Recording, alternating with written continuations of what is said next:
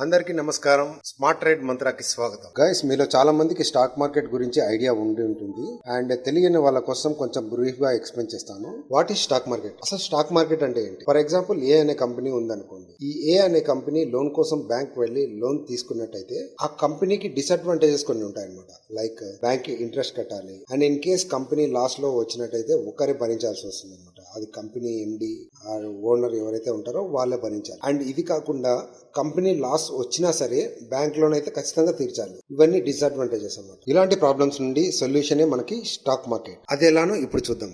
For suppose B అనే company ఉందనుకోండి. ఆ బి అనే కంపెనీకి ఒక 10 రూపీస్ అప్పు ఆర్ ఫండ్స్ కావాలి బిజినెస్ గ్రోత్ కోసం అనుకోండి. అప్పుడు ఆ 10 రూపీస్ కోసం ఏం చేస్తుందంటే లోన్ కోసం వెళ్ళదన్నమాట.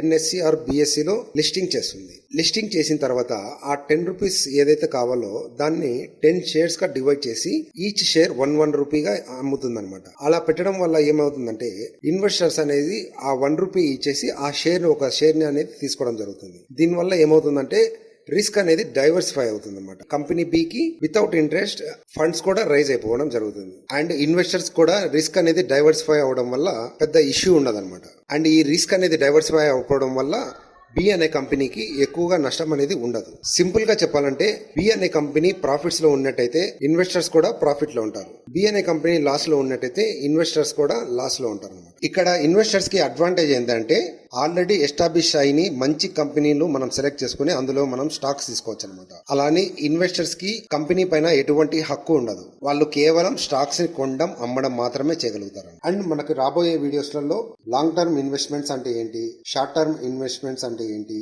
Intra trading, Nifty 50, bank Nifty, IPO అంటే ఏంటి, సిఏ అంటే ఏంటి, పిఏ అంటే ఏంటి, ఇలా చాలా విషయాల గురించి మనం రాబోయే వీడియోస్ లో డిస్కస్ చేద్దాం. మరీ ఎక్కువ టెక్నికల్ గా కాకుండా మనకు కావాల్సింది మాత్రమే మనం నేర్చుకుందాం. మన ఛానల్లో వచ్చే వీడియోస్ ని మీరు మిస్ కాకూడదు అనుకుంటే వెంటనే సబ్స్క్రైబ్ బటన్ పైన క్లిక్ చేసి పక్కనే ఉన్న బెల్ ఐకాన్ ని యాక్టివేట్ చేసుకోండి. సో దట్ నా నుండి ఏ వీడియోస్ వచ్చినా మీరు మిస్ అవ్వరు. Thank you.